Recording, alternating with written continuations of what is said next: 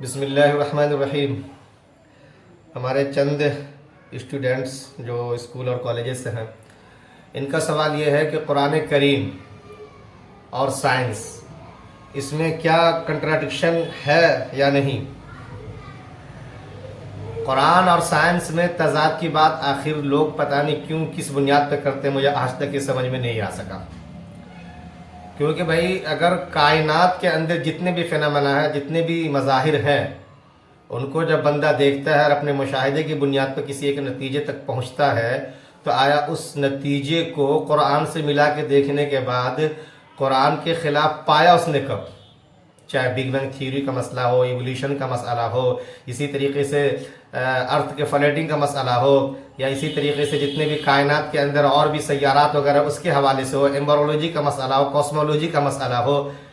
زیولوجی کا مسئلہ ہو، جتنے بھی مسائل آج میتھمیٹیشینس ہو یا بایولوجسٹ ہو یا فزکس کے ماہر ہو، اور بھی جتنے بھی ہیں، میں یہ تو نہیں سمجھتا کہ کہیں پر بھی ان لوگوں نے اپنے نتائج کو اور اپنے مشاہدات کو قرآن کے خلاف پایا ہو اور یہ کہہ دیا ہو کہ بھائی ہاں قرآن کے خلاف ہے لہٰذا اس پہ ایسا کیا جائے ویسا کیا جائے۔ بلکہ اس میں جتنی گہرائی کے ساتھ ڈیپ اسٹڈی کرنے والے ہوتے ہیں، وہ تو آخر میں جا کے قرآن کی شکار ہوتے ہیں اور قرآن کریم کے ماننے والے بن جاتے ہیں، وہاں پہ ہار جاتے ہیں اور مان لیتے ہیں کہ نہیں یہ وہ کتاب ہے جس میں کسی طریقے کی کوئی شک و شبہ نہیں کیا جا سکتا، اور ایمان لے آتے ہیں وہ۔ اس لیے سب سے پہلی بات تو یہ سمجھ لیں آپ۔ اور ایک ساتھی نے یہ بھی پوچھا کہ سائنس کو کہاں تک قرآن کریم جو ہے ویری کرتا ہے۔ قرآن کریم دیکھیے نہ تو اختلاف کرتا ہے، نہ اس کو ویری کرتا ہے، نہ ویلڈ کرتا ہے، کیونکہ قرآن سائنس کی کتاب ہے ہی نہیں۔ جب یہ بات آپ سمجھ جائیں گے تو پھر اس میں کسی بھی قسم کی آپ کو یہ پریشانی نہیں ہونی چاہیے، یا آپ کو نہ شرمندگی ہونی چاہیے کہ ارے قرآن تو سائنس کے بارے میں کچھ بتاتا ہی نہیں ہے، نہ ریاضی کے بارے میں بتاتا ہے، نہ بایولوجی کے بارے میں بتاتا ہے، نہ فزکس کے بارے میں بتاتا ہے، نہ کاسمولوجی کے بارے میں بتاتا ہے۔ کسی بھی چیز کے بارے میں قرآن آپ کو بتانے کے لیے جب پابند ہوتا ہے، جب قرآن یہ دعویٰ کرتا ہے کہ میں ان چیزوں کی کتاب ہوں، میں ان موضوعات کو بتانے کے لیے آئی ہوں، لیکن ایسا کبھی اس کتاب نے کہا ہی نہیں۔ ہاں قرآن کریم اپنا تعارف جب کرواتا ہے الف لام میم ذالک الکتاب لا ریب فیہ ھدی للمتقین، ہدایت کی بات کرتا ہے، کہیں پہ ھدی للناس کی بات کرتا ہے یہ، تو وہ ہدایت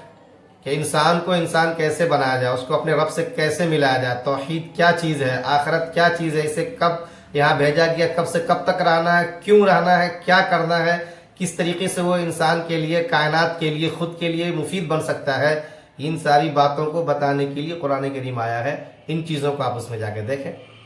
ہاں البتہ کائنات میں جو میں نے پہلے کہا آپ سے، جتنے مظاہر ہیں جن کے مشاہدات آپ کرتے رہتے ہیں، چاہے وہ سائنٹسٹ کی حیثیت سے کریں یا عام انسان کی حیثیت سے کریں آپ، اور آپ اپنے آبزرویشن کے بیسڈ پہ جو نتیجے فراہم کرتے ہیں، جو نتیجہ اخذ کرتے ہیں، اس کے خلاف اگر قرآن کہیں پہ کچھ کہے تو بتائیں آپ۔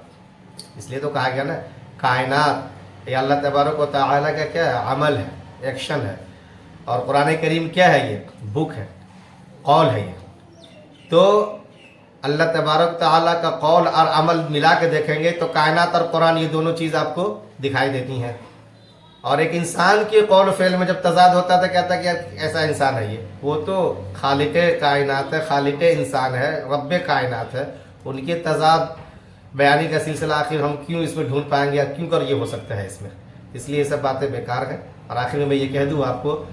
جس طریقے سے کہ ہوائی جہاز کا اور سائیکل جو نیچے چلتی ہے یا کشتی جو پانی میں دوڑتی ہے اس کا ٹکراؤ نہیں ہو سکتا، اسی طریقے سے قرآن کریم کا اور سائنس کی ٹکراؤ کی کوئی بات کرنا یہ حماقت کی بات ہوگی، کہیں سے کوئی ایسی بات سمجھ میں نہیں آتی آپ کو۔ کیونکہ قرآن جس موضوع کو چھیڑتا ہے، قرآن اپنا تعارف جس وقی انداز میں کراتا ہے، سائنسدانوں نے سائنس کی تعریف آج تک ایسے وقی انداز میں نہ کرائی ہے نہ کرا سکتے، ورنہ سائنس ہی نہیں رہ جائے گی۔ وہ قرآن تو یہ کہتا ہے کہ لا یأتیہ الباطل من بین یدیہ ولا من خلفہ تنزیل من حکیم حمید، کہ وہ حکیم اور قابل تعریف ذات کی طرف سے اتاری ہوئی کتاب ہے جس کے اندر کہیں سے بھی آگے پیچھے سے کوئی غلط باتیں باطل آ ہی نہیں سکتی، کوئی تضاد کنٹراڈکشن اس میں آ ہی نہیں سکتا اس کے اندر۔ جبکہ سائنس کے بارے میں اچھی طریقے سے آپ جانتے ہیں کہ ہر ایک تحقیق کسی بنیاد پہ کی جاتی ہے کہ کبھی بھی اس کے خلاف بات ہو سکتی ہے اور اس سے بہتر تھیوری پھر آ سکتی ہے اور اس میں پھر فارمیشن اور چینجنگ ہو سکتی ہے۔ یہ تو کہاں وہ بار بار بدلنے والی چیز، ظاہر سی بات ہے کبھی آدمی نے جو ہے سائیکل نہیں دیکھا تھا، پہیہ تک کا ایجاد نہیں ہوا تھا، ویل کی جو ہے انوینشن ہوئی ہے سب سے بڑی ایجاد اس کو مانی گئی ہے،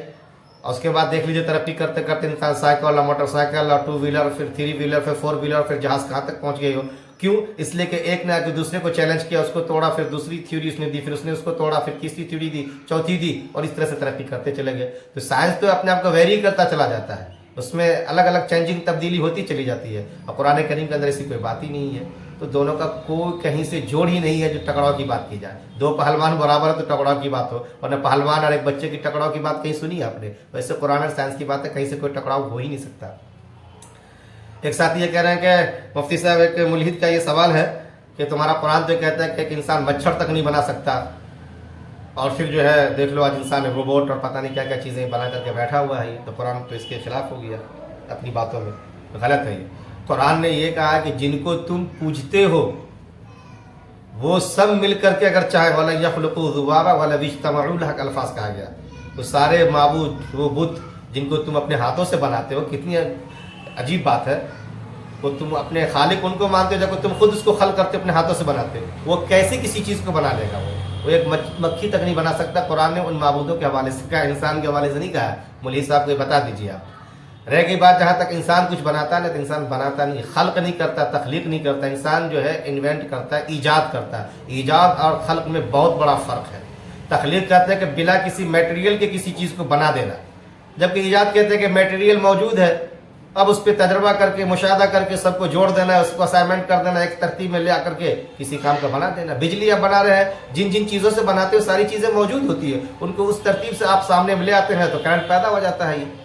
جبکہ ان سب چیزوں کے بغیر بجلی کا بنا دینا یا ان میٹیریل کو تیار کر دینا، ان کے اپنے مثال سابق کے بغیر، یہ خلق کہلاتا ہے۔ تو اللہ تعالیٰ کی تخلیق اور انسان کی ایجاد میں بہت بڑا فرق ہے میرے بھائی، اس کو بھی سمجھنے کی ضرورت ہے۔